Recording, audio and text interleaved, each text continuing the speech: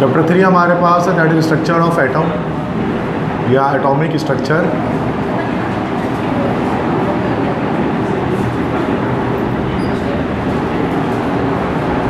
So this is the chapter we are going to start today here for Karachi University test preparation and Dow University and JSMU and other universities of Karachi. So the main points of this chapter should be covered here today. So atom का concept इसमें हम discuss करेंगे और काफ़ी बड़ा concept है atom का, जो it is the biggest chapter of first year chemistry, atomic structure. तो एटम की साख्त के बारे में हमें पढ़ना है कि बहुत सारे साइंटिस्ट हैं, उनकी कंट्रीब्यूशन है एटॉमिक स्ट्रक्चर के अंदर। सबसे पहले जो साइंटिस्ट हैं जिन्होंने एलिमेंट्स के बारे में बताया दुनिया किस चीज़ से मिलकर बनी है, so that scientist was called, वो फिलोसफर थे, ग्रीक फिलोसफर थे एरिस्टोटल। एरिस्टोटल ने बताया दुनिया की तमाम चीज़ें 4 बेसिक एलिमेंट्स से मिलकर बनी हैं। 4 बेसिक एलिमेंट्स से मिलकर बनी है, जिसमें आग, हवा, मिट्टी और पानी, ये 4 चीज़ें मौजूद थी। फायर, आग, हवा मतलब एयर, मिट्टी मीन्स अर्थ और वाटर मीन्स मतलब पानी मीन्स वाटर। आग, हवा, मिट्टी और पानी, इनसे मिलकर दुनिया की तमाम चीज़ें बनी हैं, ये बताया था एरिस्टोटल ने। और काफ़ी पुरानी बात है, ग्रीक फिलोसफर थे। फिर उसके बाद एक और ग्रीक फिलोसफर आए जिनका नाम था डेमोक्रिटस। डेमोक्रिटस ने कहा दुनिया की तमाम चीज़ें मिलकर बनी हैं एटोमोस से। दुनिया की तमाम चीज़ें एटोमोस से मिलकर बनी हैं। एटोमोस किसे कहते हैं? एटोमोस इटसेल्फ एक ग्रीक वर्ड है और एटोमोस के मतलब होता है इनडिविजिबल, कोई ऐसी चीज़ जिसको तकसीम ना किया जा सके, जिसको और ज़्यादा तोड़ा ना जा सके। बट स्टार्टिंग में इस कॉन्सेप्ट को किसी ने एक्सेप्ट नहीं किया। बहुत सालों के बाद ईयर 1800 में, सन 1800 में एक साइंटिस्ट आए जिनका नाम था जॉन डाल्टन। जॉन डाल्टन ने इस नज़रिए को दोबारा से ज़िंदा किया और कहा दुनिया की तमाम चीज़ें छोटे से छोटे पार्टिकल से मिलकर बनी है। उसका नाम उन्होंने रखा एटम। मतलब एटोमोस को उन्होंने एटम कर दिया। यहीं से एटॉमिक कॉन्सेप्ट का स्टार्ट हुआ और इन्होंने बताया एटम के बारे में कि एटम वही इंडिविजिबल है और सॉलिड बॉल की तरह है, इसको और ज़्यादा फर्दर डिवाइड नहीं किया जा सकता। बट आगे जाकर साइंटिस्ट आए जिन्होंने एटम्स को डिवाइड किया फर्दर पार्टिकल्स में। तो इस तरह से एटम्स के अंदर जो है वो हमारे पास कुछ सब एटॉमिक पार्टिकल्स हैं, जिनको हम लोग फंडामेंटल पार्टिकल्स भी कहते हैं। वो एक करके डिस्कवर हुए। सबसे पहले इसके अंदर जो डिस्कवर हुआ जो पार्टिकल, उसका नाम था इलेक्ट्रॉन। इलेक्ट्रॉन पार्टिकल सबसे पहले डिस्कवर हुआ। सो इलेक्ट्रॉन को डिस्कवर करने वाले साइंटिस्ट का नाम था, जिसने उसको डिस्कवर किया इलेक्ट्रॉन को, तो साइंटिस्ट का नाम था डब्ल्यू क्रूक या विलियम क्रूक्स। डब्ल्यू क्रूक ने उसको डिस्कवर किया इलेक्ट्रॉन को। असल में उन्होंने कैथोड रेस को डिस्कवर किया था इसके अंदर। ही एक्चुअली डिस्कवर्ड कैथोड रेस, और जिस मेथड से डिस्कवर किया था डब्ल्यू क्रूक ने, वो डिस्चार्ज ट्यूब एक्सपेरिमेंट कहलाता है। Discharge tube experiment. Discharge tube experiment के ज़रिए डब्ल्यू क्रूक ने इलेक्ट्रॉन को डिस्कवर किया और इसमें बताया कि इलेक्ट्रॉन असल में एक ऐसा पार्टिकल एटम के अंदर जिसका चार्ज हमारे पास होता है नेगेटिव, जिसका मास हमारे पास होता है 9.11 इंटू 10 की पावर -31 kg, और जिसका चार्ज, ठीक है, जिसका चार्ज को हम जैसे कि Q से शो करते हैं, E से शो करते हैं, Q लगा देते हैं। Q इसका चार्ज होता है हमारे पास 1.6 इंटू 10 की पावर -19 कूलम। ये इस तरह से इलेक्ट्रॉन की डिस्कवरी डिस्चार्ज ट्यूब एक्सपेरिमेंट के ज़रिए की। तो असल में कैथोड रे डिस्कवर हुए थे, उस कैथोड रे से को उन्होंने इलेक्ट्रॉन्स का नाम दिया था। और इसी में एक साइंटिस्ट थे जिनका नाम था जे थॉमसन। जे थॉमसन ने क्या किया था? जे थॉमसन ने प्रॉपर्टीज़ बताई थी इन इलेक्ट्रॉन्स की। He told about the properties of electron. तो मैं डिटेल नहीं बता रहा किसी भी चीज़ की, मैं जस्ट आपको कुछ इंपॉर्टेंट पॉइंट्स बता रहा हूँ जो MCQs के लिहाज से इंपॉर्टेंट है। प्रॉपर्टीज़ बताने वाले जे थॉमसन थे। और स्टोनी जो साइंटिस्ट था, स्टोनी ने क्या किया था कि उसका नाम रखा था। स्टोनी ने नेम ऑफ इलेक्ट्रॉन, अगर पूछा जाए कि इलेक्ट्रॉन का नाम किसने रखा तो वो स्टोनी ने रखा। बस ये आप याद रखेंगे, इलेक्ट्रॉन के बारे में इतनी बातें आपको याद रखनी है। उसके बाद नेक्स्ट जो पार्टिकल डिस्कवर हुआ उसका नाम था प्रोटॉन। और प्रोटॉन डिस्कवर करने वाले साइंटिस्ट का नाम था यूजीन गोल्डस्टीन।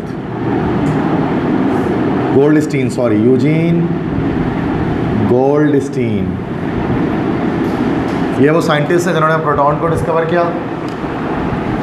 अच्छा, प्रोटॉन को एनोड रेस भी कहा जाता है, इन्हीं को एनोड रेस कहते हैं, या फिर इन्हीं को हम लोग जो है वो कैनल रेस भी कहते हैं। इसके लिए भी सेम उन्होंने वही मेथड यूज़ किया यूजीन गोल्डस्मिथ में। यूजीन गोल्डस्मिथ असल में एक हमारे पास एक जर्मन फिजिसिस्ट थे जिन्होंने उसको डिस्कवर किया। और जो मेथड था इनका सेम मेथड था कि इन्होंने भी डिस्चार्ज ट्यूब एक्सपेरिमेंट, इस डिस्चार्ज ट्यूब एक्सपेरिमेंट के ज़रिए इन्होंने भी डिस्कवर किया प्रोटॉन को। लेकिन उन्होंने इस डिस्चार्ज ट्यूब एक्सपेरिमेंट तो किया था, डिस्चार्ज ट्यूब यूज़ किया था, उसके अंदर उन्होंने थोड़ी सी मॉडिफिकेशन यूज़ की थी। उन्होंने इस्तेमाल किया था परफोरेटेड कैथोड। जो डिस्चार्ज ट्यूब में जो कैथोड यूज़ किया था उन्होंने वो परफोरेटेड था। परफोरेटेड से हमारा उसमें कुछ सुराख थे छोटे छोटे, अगर आपको याद हो तो, ताकि उसमें से प्रोटॉन पास हो जाए। उसके बाद डिस्कवर करने के बाद इसका जो मास, इसका जो चार्ज होता है हमारे पास, इसका आप सब जानते हैं कि प्रोटॉन एक पॉजिटिव चार्ज कैरी पार्टिकल है एटम के अंदर। इसका जो मास होता है वो होता है 1.67 × 10⁻⁻27 kg। और इसका जो चार्ज होता है this is same as electron 1.6 × 10⁻⁻19 coulomb. इसका चार्ज लेकिन पॉजिटिव में होता है और इलेक्ट्रॉन का चार्ज असल में हमारे पास नेगेटिव में होता है। ठीक है, तो ये चीज़ है जिसको हम प्रोटॉन कहते हैं। प्रोटॉन की डिस्कवरी इस तरह से हुई। इसके बाद फाइनली डिस्कवरी हुई न्यूट्रॉन की। तीसरा पार्टिकल जो डिस्कवर हुआ न्यूट्रॉन हुआ। न्यूट्रॉन काफ़ी बाद में डिस्कवर हुआ, 1934 में, 1934 में डिस्कवर हुआ। न्यूट्रॉन को डिस्कवर करने वाले साइंटिस्ट का नाम था James Chadwick. James Chadwick is the name of scientist जिसने उसको डिस्कवर किया। और जेम्स चैडविक ने जिस तरीके से उसको डिस्कवर किया था वो तरीका था आर्टिफिशियल रेडियो एक्टिविटी। ये वो मेथड था जिसके ज़रिए न्यूट्रॉन को डिस्कवर किया गया bye means of artificial radio activity. अब रेडियो एक्टिविटी पहले मैं आपको समझा दूँ कि रेडियो एक्टिविटी क्या चीज़ होती है, ताकि आप इस आर्टिफिशियल रेडियो एक्टिविटी को समझ पाएँ। क्योंकि ज़ाहिर सी बात है मैं पास पेपर तो सॉल्व नहीं कर रहा, मैं आपको लेक्चर दे रहा हूँ, तो मैं आपको और छोटी डिटेल आपको उसमें बता दूँगा जिसके बेसिक कॉन्सेप्ट लैग करते हैं, जिसने इंटर में ठीक तरह से नहीं पढ़ा है कॉन्सेप्ट्स को, वो ठीक तरह से पढ़ ले। ठीक है, तो रेडियो एक्टिविटी पहले मैं समझा दूँगा यहाँ पर, उसके बाद मैं आपको बताऊँगा आर्टिफिशियल रेडियो एक्टिविटी क्या चीज़ होती है। रेडियो एक्टिविटी क्या होती है? तापकारी जिसको हम कहते हैं, ये एक न्यूक्लियर प्रोसेस है। Radioactivities are nuclear process हमारा कि न्यूक्लियस के अंदर चलता है। इसका एटम के शेल से कोई लेना देना नहीं है, एटम के ऑर्बिट से कोई लेना देना नहीं है। इसका लेना देना सारा का सारा जो है वो न्यूक्लियस से, एटम के न्यूक्लियस से। तो this is actually a nuclear process. ये एक न्यूक्लियर प्रोसेस से हमारे पास है। और रेडियो एक्टिविटी में होता है कि जिसको तापकारी कहते हैं, उर्दू में इसी को तापकारी कहा जाता है। तो रेडियो एक्टिविटी में क्या होता है, एक एमिशन होती है पार्टिकल्स की, इनविजिबल पार्टिकल्स की। तो एक प्रोसेस है जिसमें क्या होता है बच्चों, एमिशन होती है, emission of invisible radiations from, कहाँ से होती है, from nucleus of unstable atom. Unstable atom के न्यूक्लियस से जो रेडिएशंस का खराज होता है उसको हम लोग कहते हैं रेडियो एक्टिविटी। सवाल ये पैदा होता है कि न्यूक्लियस अनस्टेबल कब होता है या एटम अनस्टेबल कब होता है। एटम अनस्टेबल तब होता है जब न्यूक्लियस बिकम्स हैवी। न्यूक्लियस अगर हैवी हो जाता है ना, तो हैवी होने के बाद वो टूटना शुरू करता है, डिसइंटीग्रेट होता है, तो उसके अंदर से रेडिएशंस निकलती हैं। अब आप ये कहेंगे कि सर ये न्यूक्लियस हैवी कब होता है। न्यूक्लियस हैवी कब होता है, by increase in number of neutrons. जब एटम के अंदर न्यूट्रॉन्स बढ़ते हैं, न्यूट्रॉन्स की तादाद ज़्यादा होनी शुरू हो जाती है न्यूक्लियस के अंदर, तो वो अपने भारी भरकम वज़न की वजह से न्यूक्लियस अनस्टेबल हो जाता है, जिसकी वजह से टूटता है, और टूटने पर उसके अंदर से रेडिएशंस निकलते हैं। वो कौन से निकलती हैं वो आगे बताता हूँ अभी मैं आपको। तो increase the number of neutrons की वजह से। अच्छा, रेडियो एक्टिविटी हमारे पास कितनी तरह की होती है, how many types of radioactivity are there, how many types of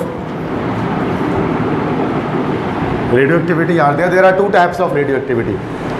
radioactivity 2 तरह की होती है, एक हमारा कहलाता है नेचुरल रेडियो एक्टिविटी और दूसरा हमारे पास होती है इसको हम बोलते हैं आर्टिफिशियल रेडियो एक्टिविटी। एक हमारे पास है नेचुरल रेडियो एक्टिविटी, कुदरती ताबकारी, और दूसरी हमारे पास होती है आर्टिफिशियल रेडियो एक्टिविटी। अब नेचुरल रेडियो एक्टिविटी क्या होती है भाई, जो नेचुरली एक सब्सटेंस रेडियो एक्टिव है और उसके अंदर से रेडिएशंस के खराज हो रहा है, that type of substance is naturally radio active substance. ठीक है, तो उसको समझे जरा कि ये चैप्टर 3 बिल्कुल स्टोरी की तरह, ये स्टोरी की तरह चलता रहता है। आसान चैप्टर है बहुत, है तो बहुत लॉन्ग, हद से ज़्यादा लॉन्ग है, लेकिन है बहुत आसान अगर आप इसको एज अ स्टोरी समझें, एज अ कहानी समझें कि कैसे चीज़ें चल रही हैं।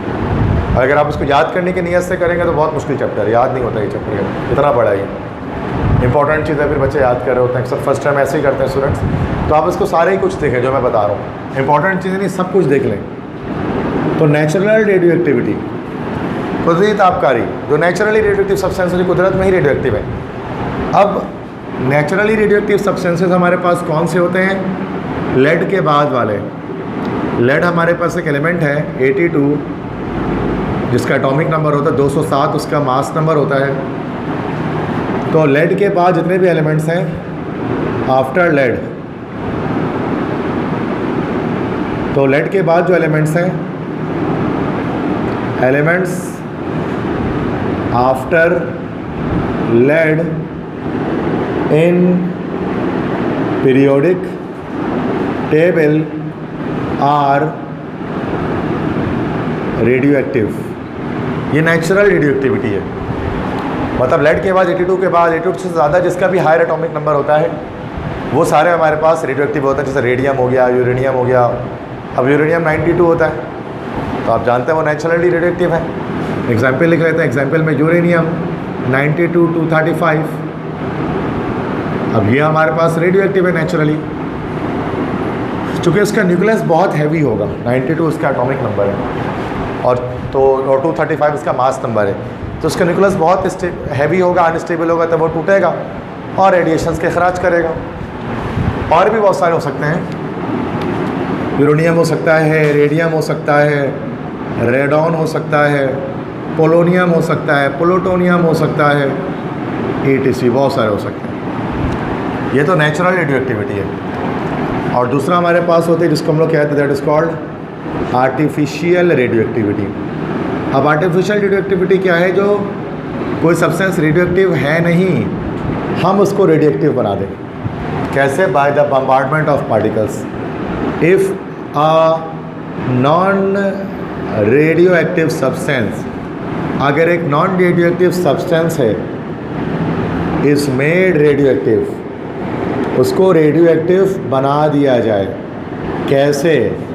by the bombardment of particles, by the bombardment of particles, then it is called artificial radioactivity. फिर ये आर्टिफिशियल रेडियोएक्टिविटी है. अगर एक नॉन रेडियोएक्टिव सब्सटेंस को आप रेडियोएक्टिव बना दें, जैसे जेम्स चैडविक ने ऐसे ही किया था. उसने क्या किया था, बेरिलियम एक एलिमेंट है, बेरिलियम Be. अब बेरिलियम एक सब्सटेंस होता है नॉन रेडियोएक्टिव, इसका एटॉमिक नंबर 4 होता है, मास नंबर 9 होता है. इसने बेरिलियम मेटल पर अल्फ़ा पार्टिकल को स्ट्राइक किया था, अल्फ़ा पार्टिकल He2 4. इस तरह से हम लिखते हैं, this is called alpha particle. अब अल्फ़ा पार्टिकल को जब इसने स्ट्राइक किया इस पर, दिस इज़ एक्चुअली अल्फ़ा, तो क्या होगा, बेरिलियम और हीलियम दोनों फ्यूज़ हो गए आपस में, और 4 + 2 = 6 कार्बन बन गया, और 9 + 4 होता है 13. कार्बन का एटॉमिक मास 12 होता है, और एक जो एटॉमिक मास था वो न्यूट्रॉन की सूरत में बाहर निकल गया. तो उस न्यूट्रॉन को उसने बताया कि भाई ये जो हमारे पास एटम के अंदर तीसरा फंडामेंटल पार्टिकल है, जिसको उसने नाम दिया, जिसको उसने पुकारा कि भाई ये क्या है हमारे पास है, दिस इज़ न्यूट्रॉन. अब तो ये अल्फ़ा पार्टिकल हीलियम है. तब न्यूट्रॉन जो हमारे पास, इसका चार्ज हमारे पास क्या होता है, न्यूट्रॉन का चार्ज आपको पता है, नो चार्ज, ये न्यूट्रल होता है. न्यूट्रल का मतलब नो चार्ज, उसका कोई चार्ज नहीं होता. Everybody knows. इसका जो मास कितना होता है, slightly heavier than proton. Proton से थोड़ा हैवी होता है, 1.76 × 10⁻⁻27 kg. और Q जो उसका चार्ज होता है, आप लोगों को पता है, वो तो कोई चार्ज है ही नहीं, तो चार्ज उसका 0 कूलम हो गया. ठीक है, ये हमारे पास आ गया, दैट इज़ न्यूट्रॉन. तो न्यूट्रॉन की डिस्कवरी हो गई. अभी जो रेडियो एक्टिविटी का फिनोमेना है, ये किसने डिस्कवर किया था, रेडियो एक्टिविटी का फिनोमेना जो साइंटिस्ट ने बताया था, उस साइंटिस्ट का नाम था हेनरी बेकरेल. इसके बारे में जो नेचुरल रेडियोएक्टिविटी का फिनोमेना है, इसके बारे में हेनरी बेकरेल ने बताया था. बेकरेल एक साइंटिस्ट था, तो उसने बेकरेल ने क्या किया था, डिस्कवर्ड रेडियो एक्टिविटी.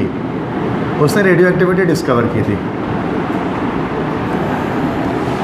क्योंकि उस ज़माने में पिच ब्लेंड एक पत्थर हुआ करता था, पिच ब्लेंड, और उस पिच ब्लेंड के अंदर से रेडिएशंस निकला करती थी. अब वो रेडिएशंस पिच ब्लेंड में ऐसा, अच्छा वो रेडिएशंस के बारे में ये तो बता दिया कि ये असल में रेडियो एक्टिविटी की वजह से हो रहा है, अनस्टेबल न्यूक्लियस की वजह से. लेकिन इस पिच ब्लेंड के अंदर ऐसा कौन सा एलिमेंट है जिसकी वजह से रेडिएशंस के अखराज हो रहा है, वो उसने नहीं बताया. वो बाद में और साइंटिस्ट ने बताया. दैट साइंटिस्ट वॉज, 2 साइंटिस्ट ने मिलकर बताया था.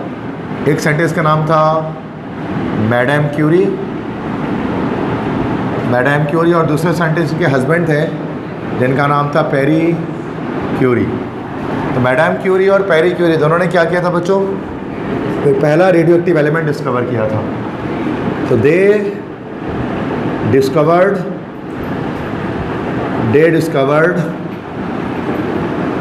Radium and polonium. ये जो 2 रेडियो एक्टिव एलिमेंट्स हैं, ये मैडम क्यूरी और पेरी क्यूरी ने मिलकर डिस्कवर किया था. मतलब पता लगा कि भाई पिच ब्लेंड के अंदर से, जिस पिच ब्लेंड के बारे में बेकरेल ने बताया था, उसके अंदर असल में ये 2 तरह के एलिमेंट्स हैं, जिसकी वजह से उसके अंदर से रेडिएशंस इवॉल्व हो रही हैं, एमिट हो रही हैं. अच्छा, उनको लगता था कि बस रेडियो एक्टिविटी एक ही टाइप की होती है, लेकिन बाद में एक साइंटिस्ट हैं जिनका नाम था रदरफोर्ड, लॉर्ड एंडर्स रदरफोर्ड ने बताया था कि ये असल में 3 पार्टिकल्स पर मुश्तमिल है रेडियो एक्टिव रेस. इनमें अल्फ़ा रेस भी हैं, बीटा रेस भी हैं, और गैमा रेस भी हैं. तो 3 पार्टिकल्स रेडियो एक्टिव सब्सटेंस के अंदर होते हैं. अल्फ़ा रेस भी हैं, बीटा रेस भी होते हैं, गैमा रेस भी होते हैं. तीनों तरह के रेस होते हैं. तो उसने उसको एक एक्सपेरिमेंट करके उसको एक बताया था, जैसे कि एक्सपेरिमेंट उसने किया था, और ताकि उसने अल्फ़ा बीटा गैमा रेस को सेपरेट आउट कर ले. ठीक है, उसने बस क्या किया था कि एक लेड ब्लॉक लिया था. ही जस्ट टूक अ लेड ब्लॉक. एक लेड के ये प्रॉपर्टी होती है, लेड के अंदर से जो रेडियो एक्टिविटी होती है ना, वो बाहर नहीं निकलती. तो उसने लेड ब्लॉक लिया था. उस लेड ब्लॉक के अंदर उसने कोई रेडियो एक्टिव सब्सटेंस डाल दिया था. सामने इसने एक फोटोग्राफिक प्लेट लगा दी थी. सामने उसने एक फोटोग्राफिक प्लेट लगा दी थी और इसके गिर्द इसने एक मैग्नेटिक फील्ड जनरेट कर दी थी। तो मान लेते कि एक मैग्नेट इसने यहाँ पर लगा दिया था, मतलब कि मैग्नेटिक फील्ड जनरेट हो गई है। अब मैग्नेट के आपको पता 2 एंड्स होते हैं, एक पॉजिटिव एंड होता है, एक नेगेटिव एंड होता है। तो सही देखा था कि जो, और ये फोटोग्राफिक प्लेट है, this is a photographic plate and this is a magnet. और ये हमारे पास इसके अंदर है एक लेड ब्लॉक, और इसके अंदर इसने जो डाला है this is a radio active, कोई भी रेडियो एक्टिव एलिमेंट हो सकता है, मान लेते हैं रेडियम ही है, मान लेते हैं। अब उसने चेक किया कि जो रेडियो एक्टिव सब्सटेंस है जिसमें जो रेडिएशन निकली तो वो 3 पार्ट्स में स्प्लिट हो गए ना, याद है ऐसा कुछ, 3 पार्ट्स में स्प्लिट हो गई। उसने बोला कि जो नेगेटिव की तरफ डिफ्लेक्ट हुई, इसका ये पॉजिटिव चार्ज कैरियर पार्टिकल, इसको अल्फ़ा कहा गया। जो पॉजिटिव की तरफ डिफ्लेक्ट हुई वो नेगेटिव चार्ज कैरियर पार्टिकल, उसको बीटा कहा गया। और जो सीधी चले गई वो गैमा कहा गया। ठीक है, तो this is how lord and Rutherford discovered that there are 3 types of radioactivity. बात समझ में आ रही है? आसान सी बात, ये सब आपने पढ़ा है क्लासेस में। अच्छा, अब इस रेडियो एक्टिविटी में हमारे पास कुछ प्रॉपर्टीज़ होती हैं तमाम रेडियो एक्टिव रेडिएशंस की। तो अभी अल्फ़ा बीटा गैमा सबकी अलग अलग प्रॉपर्टीज़ होती हैं। अभी यहाँ पर हम देखते हैं properties of radioactive radiations. Properties of alpha beta gamma rays. Alpha beta gamma rays की प्रॉपर्टीज़ देखते हैं।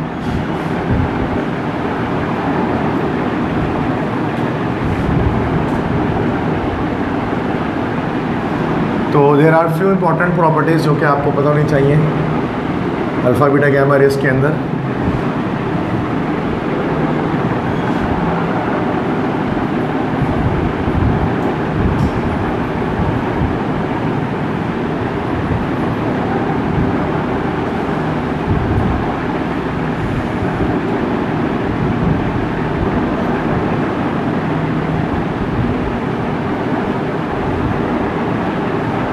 ठीक है, तो यहाँ पर ये हमारे पास आ गए alpha rays, beta rays, gamma rays. ठीक है, अब अल्फ़ा रेस जो हमारे पास हैं, अब पहले मतलब अच्छा अल्फ़ा जो है ना, अल्फ़ा और बीटा, अल्फ़ा असल में हमारे पास है पार्टिकल, बीटा जो हमारे पास है, बीटा भी पार्टिकल है। लेकिन जो गैमा हमारे पास है, गैमा हमारे पास होते हैं रेस। इसलिए अल्फ़ा और बीटा को तो हम पार्टिकल्स कहते हैं, बट गैमा को जो है वो रेस कहते हैं। These are the gamma rays. ठीक है, सबसे पहले इसमें हम इसका नेचर लिखेंगे कि इसका नेचर क्या है, फिर उसके बाद उसका चार्ज क्या है, यदि हम मास लिख देते हैं मास कितना है। चार्ज तो आपको पता है, चार्ज शायद नहीं लिख रहा। स्पीड उसके बाद लिखेंगे, स्पीड के बाद पेनिट्रेशन, पावर कितनी है, फाइनली आयोनाइजिंग पावर कितनी है ये बता देंगे। तो अल्फ़ा रेस का नेचर क्या होता है, अल्फ़ा रेस के बारे में याद रखिएगा, these are the helium nucleus. ये हीलियम न्यूक्लियस होते हैं, हीलियम न्यूक्लियस की सूरत में ये फैलते हैं। बीटा पार्टिकल्स के बारे में याद रखिएगा कि ये सिर्फ क्या होते हैं भाई, they are electrons, electrons nature रखते हैं। और गैमा रेस क्या होते हैं, gamma rays are electromagnetic waves. Electromagnetic waves होती हैं, इनका पार्टिकल नेचर कोई नहीं होता। मास क्या होता है अल्फ़ा पार्टिकल का, जो हीलियम का मास होगा 4 AMU, एक अल्फ़ा पार्टिकल का मास। और सबसे हैवीएस्ट भी इसलिए हम कह सकते हैं कि यही है, हैवीएस्ट अल्फ़ा पार्टिकल होता है। बीटा पार्टिकल का मास इलेक्ट्रॉन के मास के बराबर 9.11 10⁻31 kg। और गैमा रेस तो इलेक्ट्रोमैग्नेटिक वेव, इनका ज़ीरो मास, इनका कोई मास नहीं होता। इसलिए हम कह सकते हैं कि गैमा रेस जो हमारे पास हैं, they are the lightest one. ये सबसे हल्के होते हैं, लाइटेस्ट होते हैं। अब स्पीड में क्या है कि जो सबसे स्लो, सबसे लाइटेस्ट होंगे वो सबसे फास्टेस्ट मूव करेंगे। अब गैमा रे लाइटेस्ट है तो गैमा रे की फास्टेस्ट स्पीड है, और अल्फ़ा रे हैवीएस्ट है तो इसकी स्लोएस्ट स्पीड है, और इसकी मीडियम स्पीड है। अब स्पीड है कितनी? गैमा रेस की तो equal to speed of light, speed of light 3 × 10⁸ metre पर सेकंड। बीटा रेस की approximately equal to speed of light, और अल्फा रेस की less than speed of light. ठीक है, तो ये इनकी हमने डिफरेंट लिख दी इनकी जो स्पीड है। पेनिट्रेशन पावर जितना फास्ट मूव करेगा उतना ज़्यादा पेनिट्रेट करेगा। तो हाईएस्ट पेनिट्रेशन पावर हमारे पास किसकी हो गई? गैमा की। और लोएस्ट पेनिट्रेशन पावर इसकी हो गई और इसकी मीडियम हो गई। अब कितना पेनिट्रेट करेगा? अल्फा रे तो सबसे कम करेगा, 1 से 2 सेंटीमीटर इन एयर। हवा में बस 1 से 2 सेंटीमीटर तक पेनिट्रेट कर सकता है, मतलब बहुत कम। एयर में करेगा 1 से 2 सेंटीमीटर इन एयर बस। बीटा पार्टिकल 1 से 2 मीटर कर सकता है एयर में पेनिट्रेट। गैमा पार्टिकल्स की बहुत ज़्यादा पेनिट्रेशन होती है, 15 to 20 centimetre in lead. Lead के अंदर 15 से 20 सेंटीमीटर तक वो पेनिट्रेट कर सकता है। आयनाइजिंग पावर रिवर्स है, जिसकी पेनिट्रेशन पावर ज़्यादा होती है उसकी आयनाइजिंग पावर कम है। तो हाईएस्ट आयनाइजिंग पावर हमारे पास किसकी हो गई भाई? अल्फ़ा की। और लोएस्ट आयनाइजिंग पावर किसकी हो गई? बीटा की। और मीडियम आयनाइजिंग पावर हमारे पास हो गई इसकी, बीटा पार्टिकल्स की। ठीक है, तो ये तो हमने यहाँ पर देख लिया प्रॉपर्टीज़। ठीक है, छोटे से बॉक्स में मैंने आपको सारी प्रॉपर्टीज़ यहाँ पर इसकी बता दी। हाँ, डिटेल नहीं देखना है, बस थोड़ा सा ही देखना है, बहुत ज़्यादा नहीं।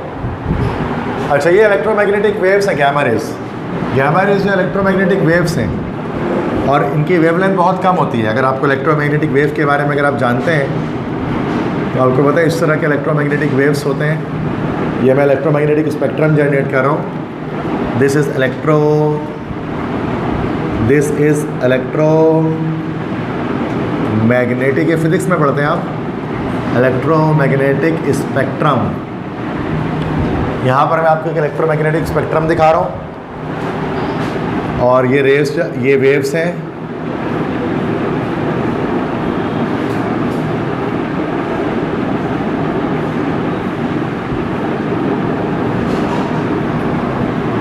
तो इसका मतलब यहाँ पर अगर आप देख सकते हैं इसको, वेव्स जो आ रही है यहाँ पर, तो इधर पर यहाँ पर हाई वेवलेंथ है, और इधर पर आ जाए, इधर पर क्या आ रहा है भाई हमारे पास? देयर इज लो वेवलेंथ आ रही है। ऐसा ही है, wavelength is the distance between 2 trough and 2 crest. High wavelength है तो फिर लो फ्रीक्वेंसी हो गई, यहाँ पर हाई फ्रीक्वेंसी हो गई। तो अब इसके अंदर सारे के सारे इलेक्ट्रोमैग्नेटिक वेव्स यहीं पर आते हैं। सबसे स्टार्ट में यहाँ पर हमारे पास जो वेव्स आते हैं, they are known as radio waves, जिनके through mobile phone, internet, WiFi के signal, 3G, 4G, 5G networks ये सब मूव करते हैं। ये टेलीकम्युनिकेशन इंजीनियरिंग में पढ़ते हैं, टेलीकॉम के अंदर। रेडियो वेव्स के बाद फिर आते हैं माइक्रोवेव्स। ये सारे इलेक्ट्रोमैग्नेटिक वेव्स हैं, माइक्रोवेव्स। जैसे खाना गर्म करते हैं माइक्रोवेव ओवन के अंदर। इसके बाद आते हैं इंफ्रारेड वेव्स, रिमोट कंट्रोल वगैरह जिससे हमारा चल रहा होता है, IR, इंफ्रारेड कैमरे होते हैं, नाइट विजन कैमरास वगैरह, बहुत सारे काम है इसके। इसके बाद आती है हमारे पास विजिबल लाइट। विजिबल लाइट, जो लाइट हम देख पाते हैं, वो समझो यहाँ से लेकर यहाँ तक इतने में होती है, और सारे wallet, Indigo, blue, green, yellow, orange, red, आपको बस ये पोर्शन आप यहाँ से यहाँ तक इतना आप देख पाते हैं, विजिबल लाइट जिसको हम कहते हैं। बाकी आप नहीं देख पाते हैं। इंफ्रारेड वेव्स वगैरह ये आपकी आँखें या मोबाइल सिग्नल्स वगैरह आपकी आँखें नहीं देख पाती हैं। You can not see it, the signals कैसे मूव कर रहे हैं, किधर से जा रहे हैं। सिग्नल तो हर तरफ हैं, यहाँ पर भी हैं, लेकिन मूव नहीं, लेकिन आप देख नहीं पाते उसको, मतलब देखना मुमकिन नहीं है, पॉसिबल नहीं है। साइंस फिक्शन वगैरह में होता है कि देख पा रहे हैं। वो गेम खेला था मैंने, वॉच डॉग्स खेला किसने? ओके, वॉच डॉग्स खेला है। तो उसमें वो सारे रेज वगैरह जो निकल रही होते हैं ना, हैक करने के लिए उसको दिख जाती हैं, जहाँ जहाँ सिग्नल्स आ रहे होते हैं, यूँ हैकिंग करते हैं, उसमें हर चीज़ को हैक कर लेते हैं। खेला है वॉच डॉग्स आप लोगों ने? सही, 1 2 दोनों, तीनों खेला, 3 भी खेला। ओके, तो मैंने 1 और 2 खेला है जस्ट। ओके, उसमें होता है कि वेव सारे दिख रही होती है आगे पीछे ना, उसके पास वो एक टेक्नोलॉजी होती है उसकी। तो तो विजिबल लाइट हम देख पाते हैं।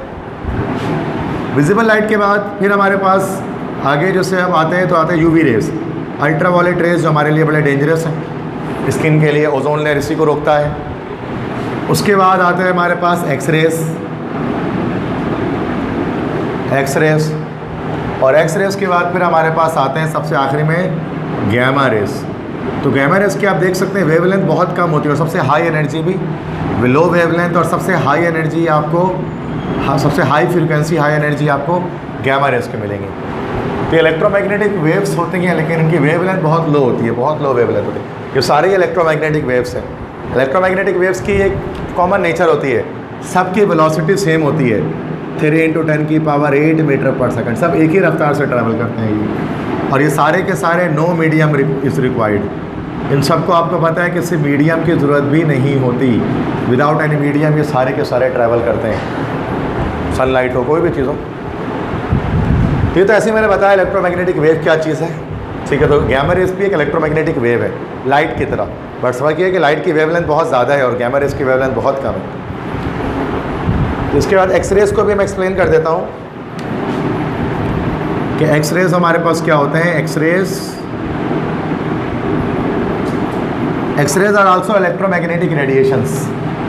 ये मैंने आपको बताया ऊपर, ये भी इलेक्ट्रोमैग्नेटिक वेव्स हैं विथ लो वेवलेंथ। इनकी लो वेवलेंथ होती है, इनकी लो वेवलेंथ वाले इलेक्ट्रोमैग्नेटिक वेव्स हैं। और ये एक्सरेज आपको पता है बहुत चीज़ों से पास कर जाते हैं। दे कैन पास थ्रो, ये पास हो जाते हैं किससे, ग्लास से पास हो जाते हैं, प्लास्टिक से पास हो जाते हैं, रबर से पार हो जाएगा ये, पेपर से पास हो जाएगा ये, फ्लैश से या गोश्त से पास हो जाएगा ये, ठीक है। और ये किससे पास नहीं होंगे, they can not pass through, ये नहीं पास होते बोन से, हड्डियों से रुक जाते हैं, इसलिए एक्सरे वगैरह हड्डी का किया जाता है, उससे रुक जाते हैं, ब्रेक हो जाते हैं। एक्सरेज को एक्सरेज क्यों कहते हैं, एक्स मतलब होता है अननोन। तो चूँकि ये अननोन रेज थी, इनकी प्रॉपर्टीज़ वगैरह के बारे में शुरू में हमें पता नहीं था, इसलिए इनको एक्सरेज कहा जाता था। एक्सरेज मतलब अननोन रेज, अनजान छुआएँ। लेकिन बाद में एक साइंटिस्ट आए, उन्होंने इसके बारे में बता दिया। उस साइंटिस्ट का नाम था रोएंजेन, विल्हेम रोएंजेन। उन्होंने इसकी डिस्कवरी बता दी। उन्होंने डिस्कवर किया था एक्सरेज को, ही एक्चुअली डिस्कवर्ड एक्सरेज। और उन्होंने बताया था कि ये इलेक्ट्रोमैग्नेटिक वेव्स हैं वेरी लो वेवलेंथ वाले की। ये जर्मन एक साइंटिस्ट हैं जिनका नाम था विल्हेम रोएंजेन, उन्होंने एक्सरेज के बारे में आपको बताया था, ठीक है। तो ये हमारे पास एक्सरेज है।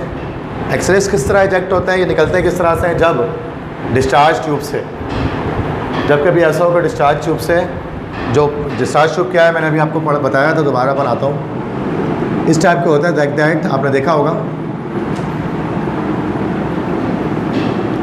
इस टाइप का डिस्चार्ज ट्यूब होता है, ट्रांसपेरेंट ग्लास ट्यूब होता है। इसके अंदर 2 इलेक्ट्रोड्स होते हैं, इट कंटेन्स 2 इलेक्ट्रोड्स।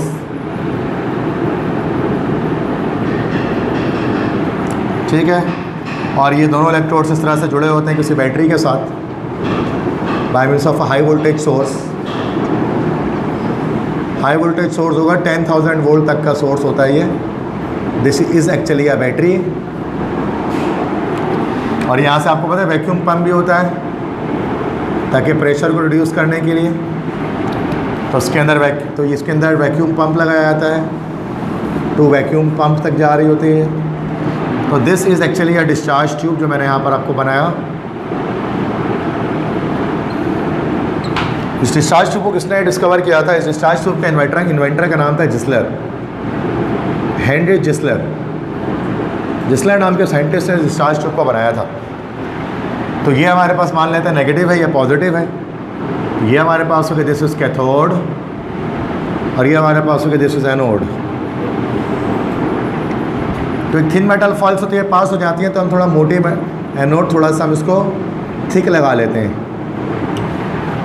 क्योंकि ये इलेक्ट्रॉन्स की प्रॉपर्टीज़ होती हैं, इलेक्ट्रॉन्स की प्रॉपर्टी होती है कि इट कैन पास थ्रो, ये गुज़र सकता है किससे, it can pass through a thin foil, एक थिन फॉइल से ये पार हो जाता है। तो उसके लिए हम क्या करते हैं कि हम उसको थोड़ा सा थिक टाइप का हम इसके अंदर जो है वो एनोड यहाँ पर यूज़ कर लेते हैं, और यहाँ से हम थोड़ा सा उसको कनकेव भी कर देते हैं, ताकि कनकेव इसलिए करते हैं कि हम एक तरफ मिल जाए सारे एक्सरेस।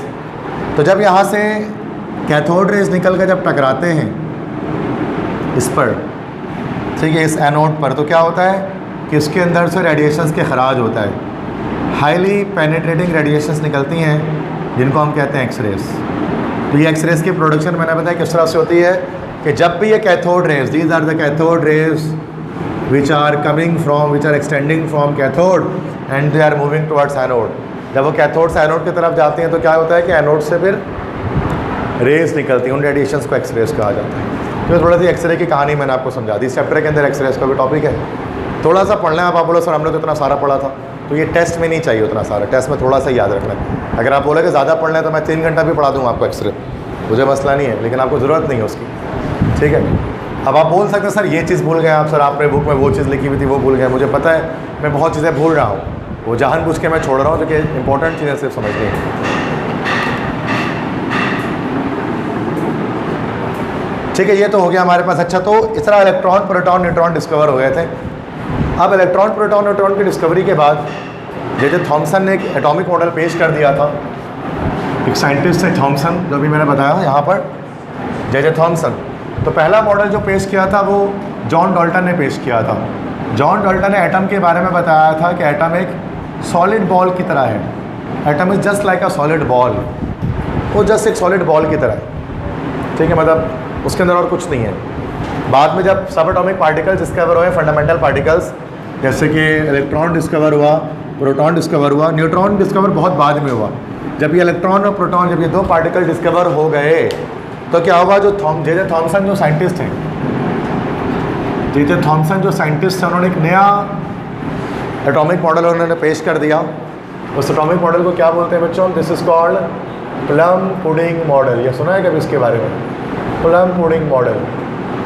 तो प्लम पुडिंग मॉडल के अंदर जे थॉमसन ने ये बात बताई थी कि एटम इस तरह से है कि ये एटम है तो इसके अंदर जो पॉजिटिव और नेगेटिव चार्जेस हैं वो स्कैटर्ड हैं, वो बिखरे हुए हैं। इसको थॉमसन्स प्लम पुडिंग मॉडल कहा जाता है। इस तरह से इलेक्ट्रॉन, प्रोटॉन हर तरफ बिखरे हुए,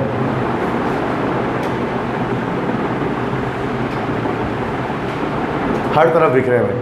ये थॉमसन का मॉडल था, जबकि ये गलत था।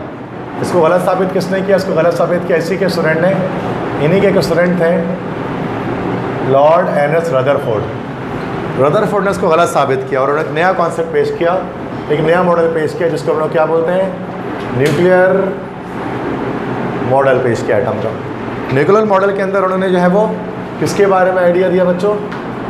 इसमें उन्होंने आइडिया दिया न्यूक्लियस के बारे में, कि एटम के अंदर न्यूक्लियस होता है जिसका पॉजिटिव चार्ज होता है और सारे प्रोटॉन इसी के अंदर होते हैं। और रदरफोर्ड ने इसके लिए पूरा एक एक्सपेरिमेंट किया था, पूरा एक एक्सपेरिमेंट किया था। उस एक्सपेरिमेंट को क्या कहते हैं? Gold foil experiment. उस गोल्ड फॉयल एक्सपेरिमेंट के ज़रिए उन्होंने न्यूक्लियस को डिस्कवर कर दिया था। लेकिन उसमें और मतलब उसमें उनका जो मॉडल था रदरफोर्ड का, वो इस तरह से होता था कि न्यूक्लियस सेंटर में है, ये सेंटर वाला जो पार्ट है वो कहते थे इसमें सारे प्रोटॉन इसी में है, ये न्यूक्लियस है। उन्होंने गोल्ड फॉयल एक्सपेरिमेंट किया था जिसमें उन्होंने गोल्ड फॉयल में से अल्फा रेस को स्ट्राइक किया था, है ना भाई? तो उन्होंने इसमें क्या किया था? He passed alpha rays through gold foil, जिसमें उन्होंने देखा था कि ज़्यादातर पार्टिकल सीधे चले गए थे और कुछ पार्टिकल बाउंस बैक हुए थे।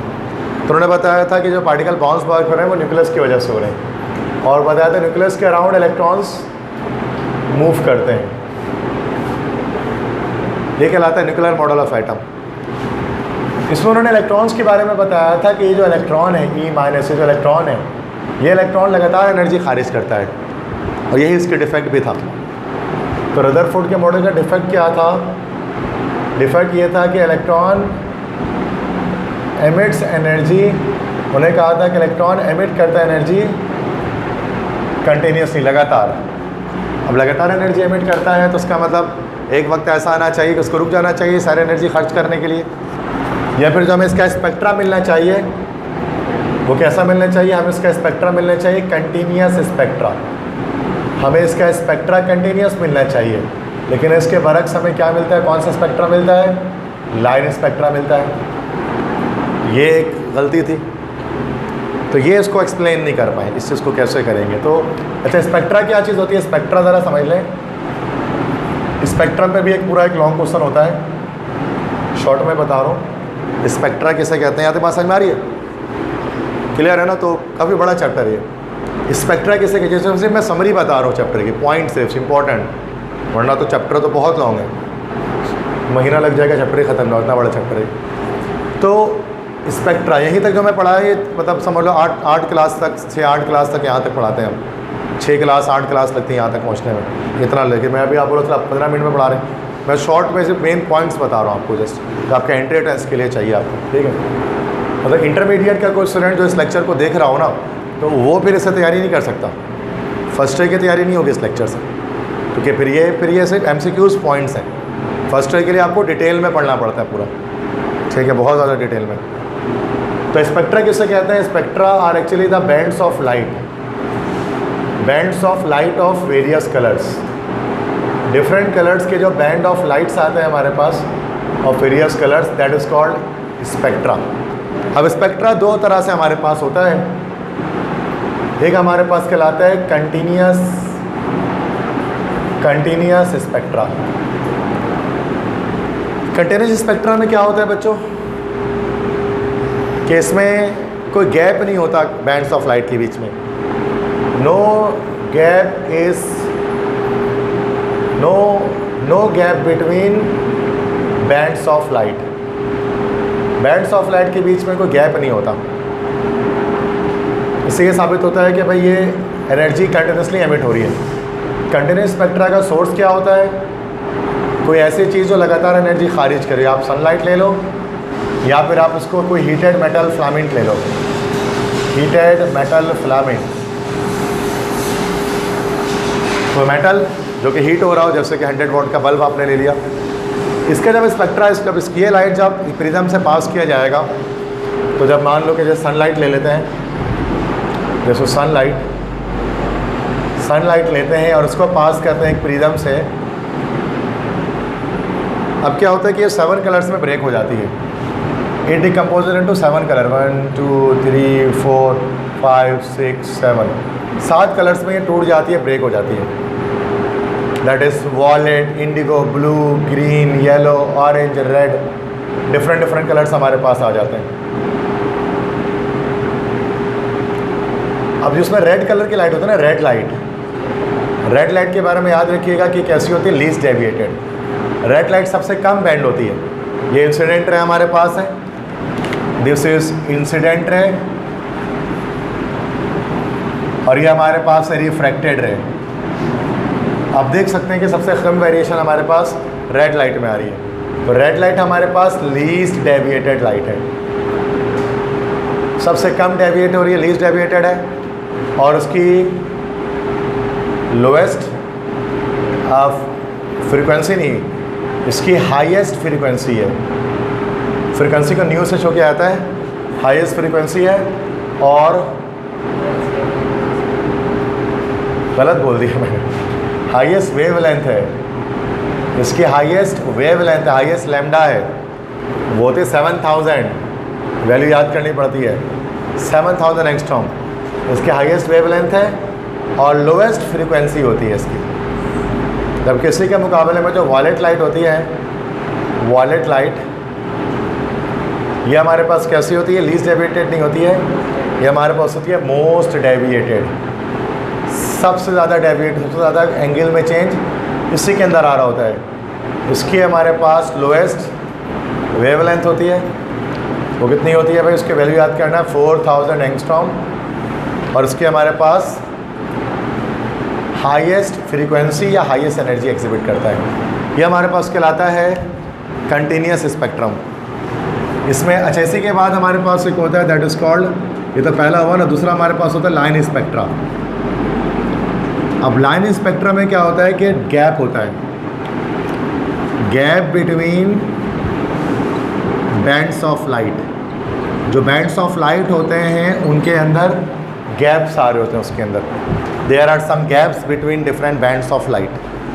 तो लाइन स्पेक्ट्रा के अंदर गैप्स क्यों आ रहे होते हैं, इससे पता लगता है कि एनर्जी डिसकंटिन्यूस मैनर में खारिज हो रही है।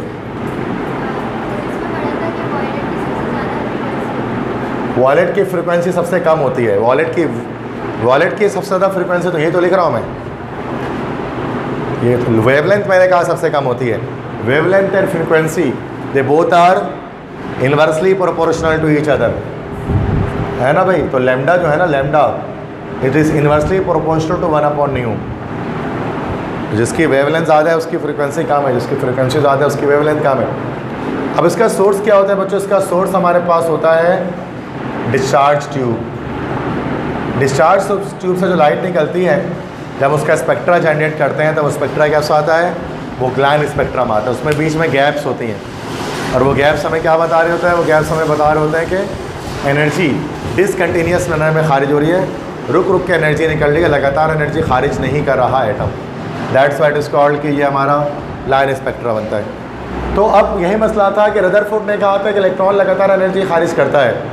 अगर इलेक्ट्रॉन लगातार एनर्जी खारिज करता है तो हमारे पास उसका आना चाहिए कैसा स्पेक्ट्रा भाई, कंटिन्यूस स्पेक्ट्रा। लेकिन उसके बरक्स इन रियल हमारे पास इसका लाइन स्पेक्ट्रा ऑब्टेन करता है, जिसमें दो कलर्स ऑफ लाइट के बीच में ना गैप्स आ रहे होते हैं हमारे पास। अब इसकी जो फॉर्मेशन ऑफ लाइन स्पेक्ट्रा को ये रदरफोर्ड जो था वो एक्सप्लेन नहीं कर पाया। अब उसके लिए क्या हुआ कि एक नया एटॉमिक मॉडल आया, ठीक है। वो नया एटॉमिक मॉडल जो आया वो एक थ्योरी को देखते हुए आया। थ्योरी का नाम था Planck's quantum theory. Planck's quantum theory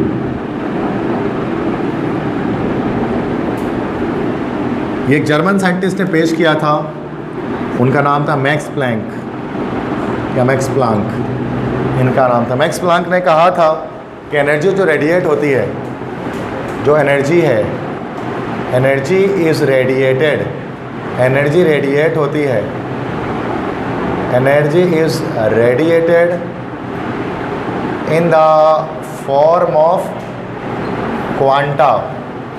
quanta की सूरत में एनर्जी रेडिएट होती है।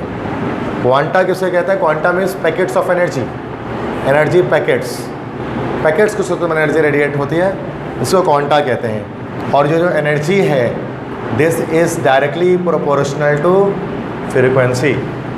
एनर्जी और फ्रीक्वेंसी दोनों दूसरे के डायरेक्टली प्रोपोर्शनल होते हैं, या ये कहते हैं कि energy is equal to h into nu. ये इसकी हमारे पास स्टेटमेंट आ जाती है, E is equal to h into nu. Mathematical expression h क्या है यहाँ पर h कहलाते हैं, h कहलाते हैं यहाँ पर प्लांक्स कांस्टेंट। और इस h की वैल्यू कितनी होती है, 6.625 इंटू 10 की power minus 34 joule second. This is called, this is what, this is Planck's constant. इस थ्योरी इसी क्वांटम थ्योरी को इस्तेमाल किया था एक साइंटिस्ट ने जिसका नाम था नील्स बोहर। नील्स बोहर ने पेश किया था एक एटॉमिक मॉडल जिसको बोहर्स एटॉमिक मॉडल कहते हैं। इसी को हम लोग कहते हैं solar system model of atom. यही हमारे पास solar system model of atom कहलाता है। उसमें उन्होंने नील्स बोहर ने सबसे पहली बात रदरफोर्ड की गलतियों को दूर किया, एंड ही, और उसने क्या किया, ही गेव, इन्होंने दिया कॉन्सेप्ट किसका, he gave the concept of circular orbits. इन्होंने ही जो है वो सर्कुलर ऑर्बिट्स का कॉन्सेप्ट पेश किया कि एटम्स के अराउंड सर्कुलर ऑर्बिट्स होते हैं जिनमें इलेक्ट्रॉन्स रिवॉल्व करता है, ठीक है, न्यूक्लियस के अराउंड होते हैं। तो उन्होंने इस तरह से एक मॉडल पेश किया कि उन्होंने कहा कि ये न्यूक्लियस है, this is nucleus and this is the first shell and this is the second shell, और फर्स्ट शेल में इलेक्ट्रॉन है, ये रहा। इसको उन्होंने नाम दिया था, इसको वो ऑर्बिट कहते थे या शेल कहते थे, या इसी को वो नील्स बोहर इसको एनर्जी लेवल भी कहते थे, ऑर्बिट शेल एनर्जी लेवल।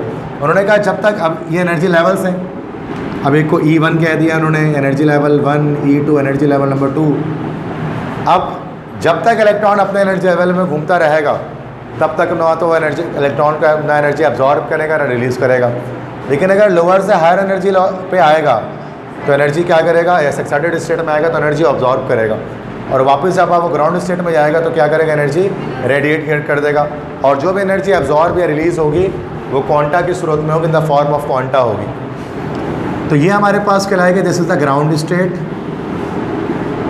और ये वाली स्टेट जो हमारे पास आ गए दिस इज़ एक्साइटेड स्टेट, जब वो अपने से लोअर एनर्जी लेवल से हायर एनर्जी लेवल पर आ गया। तो ये उन्होंने बताया था, उन्होंने कहा था एनर्जी चेंज कैलकुलेट करना, कितनी एनर्जी चेंज आया, तो आप उसको इस तरह कैलकुलेट कर सकते हैं E2 माइनस E1, मतलब E2 में जो एनर्जी E1 से माइनस कर दें तो आपको एनर्जी चेंज पता लग जाएगा।